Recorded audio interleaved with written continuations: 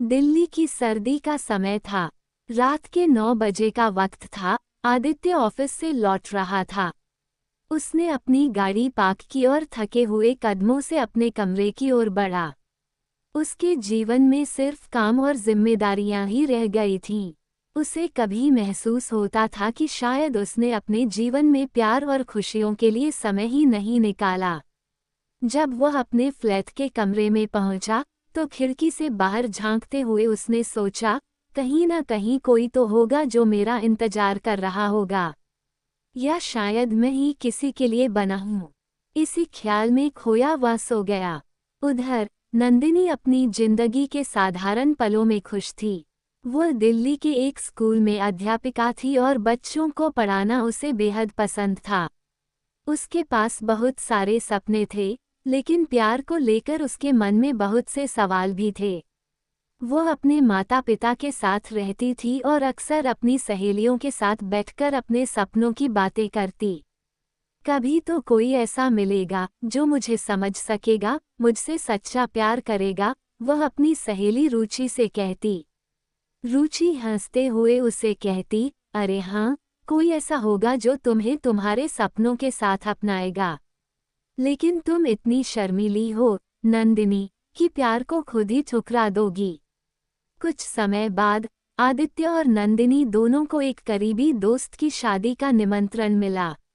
शादी दिल्ली के एक आलीशान होटल में थी।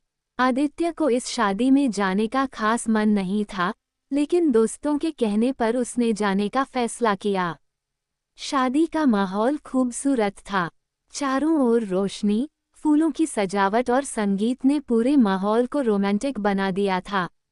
आदित्य अपने दोस्तों के साथ बातों में मशगूल था कि अचानक उसकी नज़र एक लड़की पर पड़ी, जिसने हल्के गुलाबी रंग का लहंगा पहना हुआ था। उसकी सादगी में एक अलग सी चमक थी, और उसकी मुस्कान इतनी प्यारी थी कि आदित्य उसे देखते रह गया। आदित्य ने देखा कि वह लड़की भी बार बार उसकी तरफ देख रही थी।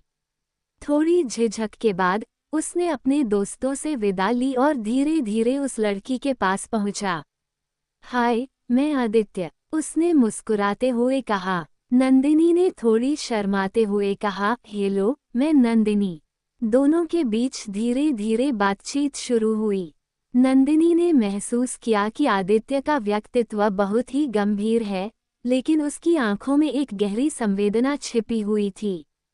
तो आप क्या करते हैं? नंदिनी ने आदित्य से पूछा। मैं एक सॉफ्टवेयर इंजीनियर हूँ, लेकिन अब जिंदगी में कुछ और ढूंढ रहा हूँ, आदित्य ने हंसते हुए कहा। कुछ और, जैसे? नंदिनी ने हैरानी से पूछा। शायद सुकून, शायद प्यार, कभी कभी अकेलापन बहुत भारी हो जाता है, आदित्य ने ईमानदारी से जवाब दिया। बातचीत के दौरान नंदिनी ने महसूस किया कि आदित्य भी उसकी तरह प्यार और खुशी की तलाश में है। वो खुद को आदित्य के साथ सहज महसूस करने लगी। कुछ ही मुलाकातों के बाद दोनों एक दूसरे से बहुत करीब हो गए। उनकी दोस्ती प्यार में बदलने लगी थी, लेकिन इस बात का एहसास दोनों में से किसी को भी नहीं था। एक दिन आदित्य ने नंदिनी को एक प्यारे से कैफे में मिलने के लिए बुलाया। वहां बैठकर उन्होंने अपने अपने जीवन के बारे में बात की, एक दूसरे के सपनों और इच्छाओं के बारे में जाना। नंदिनी, क्या तुमने कभी सोचा है कि तुम्हारा जीवन साथी कैसा होगा? आदित्य ने अचानक पूछा। नंदिनी थोड़ी शर्मा गई और बोली, हाँ, पर मैं नहीं जानती। शायद कोई ऐसा हो जो मुझे समझ सके, मेरे सपनों को पूरा करने में मेरा साथ दे। आदित्य ने उसकी बातों को ध्यान से सुना और मन ही मन सोचा कि शायद वही व्यक्ति नंदिनी के जीवन में खुशियां ला सकता है। कुछ ही दिनों में आदित्य को नंदिनी से अपने दिल की बात कहने का साहस हो गया। उसने उसे एक सुंदर बगीचे में बुलाया, जहां चारों तरफ फूल खिले हुए थे और एक प्यारा सा झरना बह रहा था। आदित्य ने उसके लिए एक गुलाब का फूल लाया था। उसने उसे नंदिनी की ओर बढ़ाते हुए कहा, नंदिनी, तुम्हारे बिना मेरी जिंदगी अधूरी सी लगती है। क्या तुम मेरी जिंदगी का हिस्सा बनोगी? नंदिनी की आंखों में खुशी के आंसू आ गए।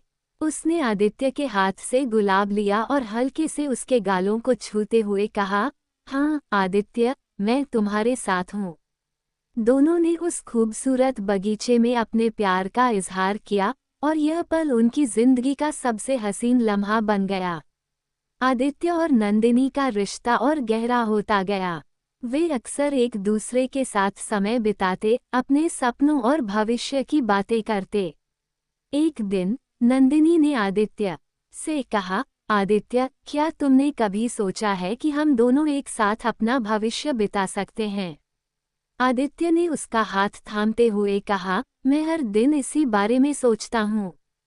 तुमसे शादी करना और तुम्हारे साथ घर बसाना ही मेरी सबसे बड़ी ख्वाहिश है। दोनों ने अपने भविष्य के सपने संजोने शुरू कर दिए। उन्होंने एक दूसरे के साथ घर बसाने, खुशियां बांटने और साथ में हर पल जीने का वादा किया। लेकिन जीवन में हमेशा खुशी के पल ही नहीं होते।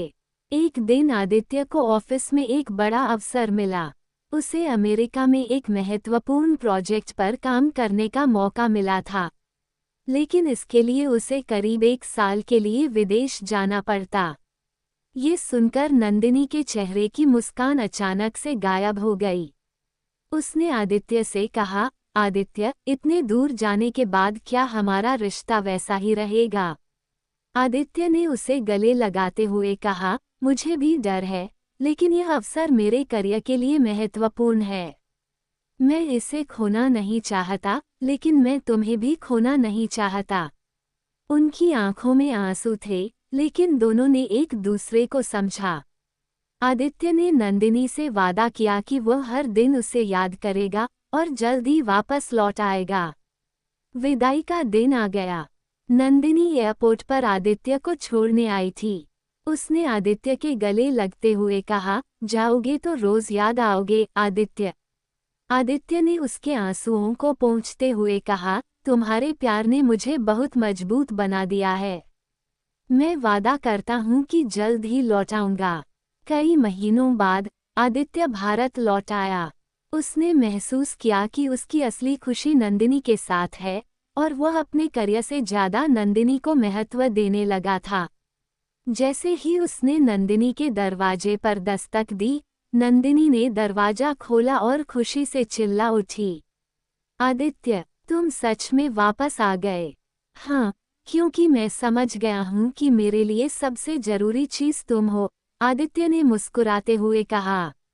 इस तरह उनकी प्रेम कहानी पूरी होती है और दोनों एक दूसरे के साथ अपना जीवन बिताने का वादा करते हैं।